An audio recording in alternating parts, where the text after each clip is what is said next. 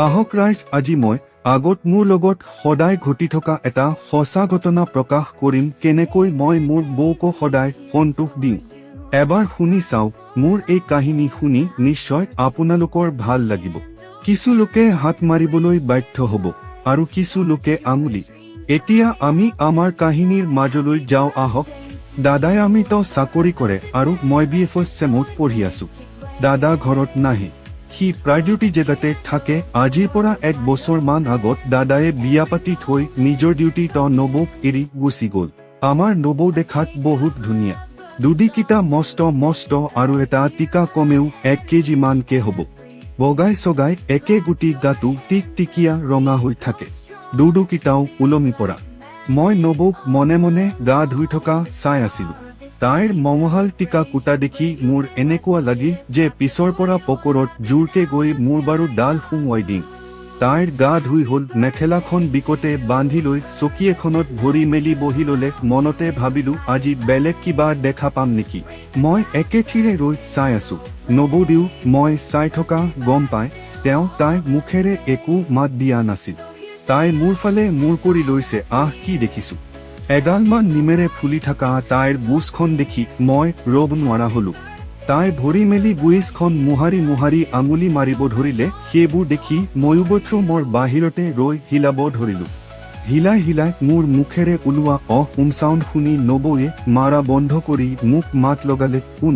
বুলি মাত লগোৱাত মই ভয় খাই পলাব ধৰিলো। নবৌ ওলাই আহি মোৰ কলাৰত ধৰি বাথৰুমৰ ভিতৰলৈ টানি নি তাইৰ বুকুত মাৰি থকা মেখেলা পেলাই মোক কলে, অসীম মোক চাব মন চোৱা এতিয়া, হেঁপাহ পলাই চোৱা। ময়ো তাইক দেখি ৰব নোৱাৰিলো। তাইক কৈ পালো, মুনু মোক এবাৰ চুদিব দিয়া না। তুমি মোক লগাই চিয়াই চোৱা, তোমাৰ সদায় মন যাব মোক লগাই চিদাবলৈ। মোৰ বাৰু ডাল চুই চোৱা এবাৰ, গম পাই যাবা কি বস্তু মই।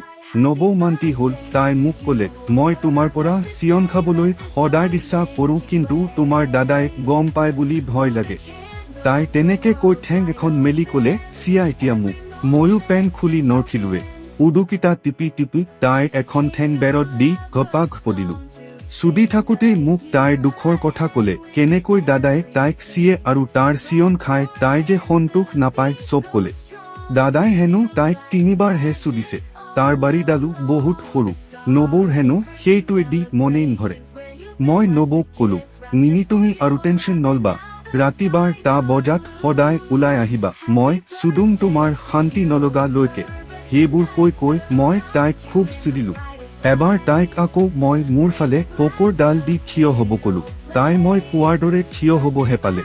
মই তাইৰ মূৰত তললৈ দি চুলি কিডালত খামুচ মাৰি ধৰি লৈ তাইৰ বুজখনত মোৰ গোটেই বাৰিয়াল সুমুৱাই ঘ ঘ কৰি চুদিলো। তাইও বহুত সন্তোষ পাইছিল।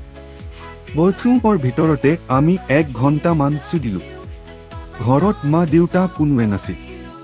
তাইক তেনেকৈয়ে মোৰ বাৰীডাল তাইৰ বুজখনত সুমুৱাই কোচত দাঙি মোৰ ৰুমত নি বিচনাত পেলাই দিলো।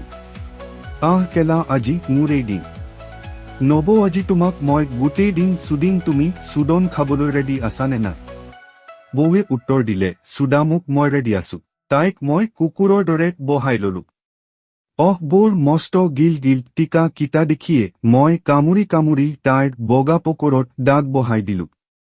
কামুৰি থাকোঁতে তাই মোক মাত দিলে, অসীম কুম কমৰিছা নো চুদাচোন, মোক চুদন লাগে।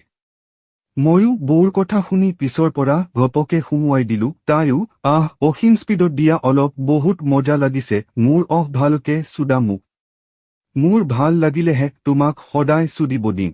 তাই তেনেকুৱা কথা শুনি মোৰ আৰু চেক্স উঠিল। মই গোটেই গা কপাই তাইক ফুল স্পীডত চুদিব ললো। মই চুদি চুদি তাইৰ হেঁপাহ পলুৱাই দিলো।